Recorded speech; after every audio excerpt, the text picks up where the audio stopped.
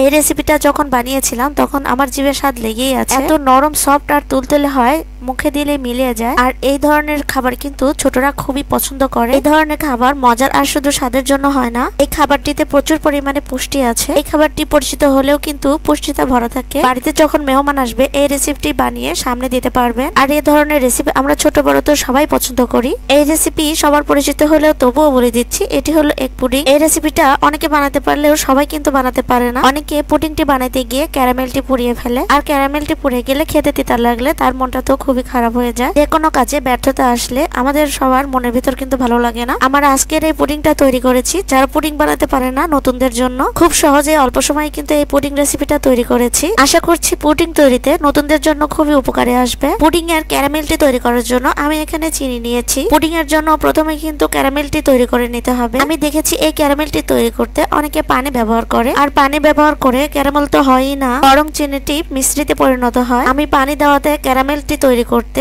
আমি দুইবার ব্যর্থ হয়েছি। এই পুডিং এর আসল মজাদার স্বাদই হলো ক্যারামেল শিরাটি। এই ক্যারামেল শিরাটি বেশি করে তৈরি করতে গেলে বেশি করে চিনি নিতে হবে। আমি এখানে ক্যারামেলটি তৈরি করতে কোনো পানি ব্যবহার করিনি। ক্যারামেলটি তৈরি করতে আপনারা কড়াই, ফ্রাই প্যান অথবা যে পাত্রে ক্যারামেলটি তৈরি করবেন সেই পাত্রে ক্যারামেলটি সেট করে নেবেন। কিন্তু ক্যারামেলটি তৈরি করতে গেলে একদম লো হিটে তৈরি করতে হবে যেন ক্যারামেলটি পুড়ে না যায়। ক্যারামেলটি যখন লাল কালার হয়ে আসবে তখন গরম অবস্থায় যে পাত্রে ক্যারামেলটি সেট করবে ওই পাত্রে ক্যারামেলটি সেট করে নিতে হবে। ক্যারামেলটি গরম অবস্থাতেই সেট করে নিতে হবে, নইলে ঠান্ডা হয়ে গেলে কিন্তু ক্যারামেলটি সেট করতে কঠিন হয়ে যাবে। আমার ক্যারামেলটি হয়ে গেছে। আমি যে পাত্রে পুডিংটি তৈরি করব সেই পাত্রে ক্যারামেলটি সেট করে নিয়েছি। আমি পুডিং এর জন্য আবারও 1 কাপ চিনি নিয়ে নিচ্ছি। পুডিং এর মিষ্টি অনুযায়ী আপনারা বাড়িয়ে কমিয়ে নিতে পারেন। পুডিংটি তৈরির জন্য আমি 3টে ডিম নিয়েছি। পুডিংটি বেশি করে তৈরি করতে গেলে ডিমের পরিমাণটা বাড়িয়ে দিতে পারেন। আমি একে একে চিনির মধ্যে 3টে ডিম ভেঙে নিয়েছি। পুডিংটিতে হালকা একটু স্বাদের জন্য সামান্য পরিমাণে লবণ দিয়ে দিচ্ছি। আপনারা চাইলে লবণ নাও দিতে পারেন, তবে লবণ দিলে পুডিংটি খেতে একটু ভালো লাগে। এখন একটা হ্যান্ড বিটার দিয়ে ডিম চিনি মিশিয়ে নিচ্ছি।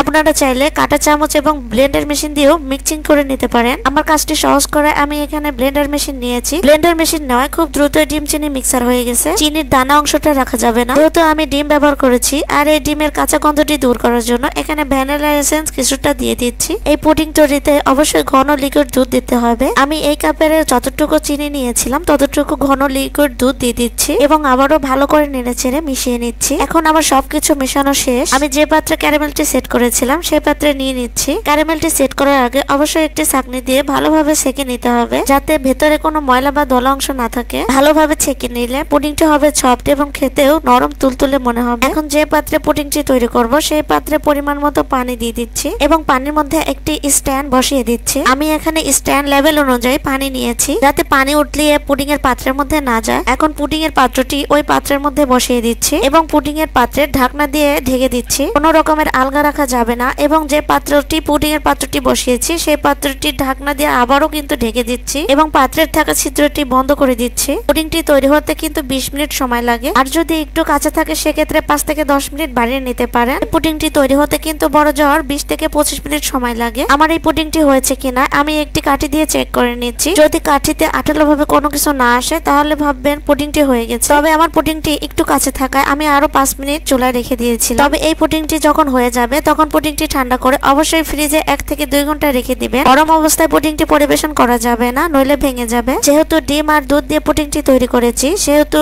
পুডিংটি অনেক সফট হবে, তাই অবশ্যই ফ্রিজে রেখে ঠান্ডা করে নিতে হবে। আর ঠান্ডা ঠান্ডা পুডিং খেতে কিন্তু খুবই মজা লাগে। এই পুডিংটি ফ্রিজ থেকে 2 ঘন্টা পরে আমি বের করে নিয়েছি এবং একটি সফট স্প্যাচুলা দিয়ে চারিদিক থেকে ছাড়িয়ে নিচ্ছি। অবশ্যই সফট কোনো কিছু দিয়ে পুডিংটি চারিদিক থেকে ছাড়িয়ে নেবেন, নইলে কিন্তু পুডিংটি ভেঙে যাবে। এখন পুডিং এর পাত্রে বড় একটি প্লেট দিয়ে উল্টা করে পরিবেশন করে নিচ্ছি এবং আস্তে আস্তে পাত্রটি উঠিয়ে নিচ্ছি। ওয়াও, মাশাআল্লাহ, পুডিংটি দেখতে এত সুন্দর হয়েছে আর খুব লোভনীয় কিন্তু হয়েছে। বড়রা নয়, বাচ্চাদের সামনে এই ধরনের পুডিং দিলে কিন্তু আর কিছু খেতে চাইবে না। প্রয়োজনে বাচ্চাদের টিফিনেও দিতে পারে। এই তো হয়ে গেল ইজি এগ পুডিং। যারা এতক্ষণ আমার এই ভিডিওটি ফলো করেছো তারা ইজিলি ভাবে কিন্তু এই পুডিং রেসিপিটি তৈরি করতে পারবে। আমার এই চ্যানেলের নতুন নতুন রেসিপি দেখতে যদি খুবই ভালো লেগে থাকে তাহলে ইউটিউব চ্যানেল থেকে দেখে থাকলে অবশ্যই সাবস্ক্রাইব করে দিবেন এবং ফেসবুক পেজ থেকে দেখে থাকলে অবশ্যই ফলো দিয়ে দিবেন। শেষে সবাই সুস্থ থাকুন, ভালো থাকুন এবং সবার সুস্থতা কামনা করে আজকের মতো বিদায় নিচ্ছি। আল্লাহ হাফেজ।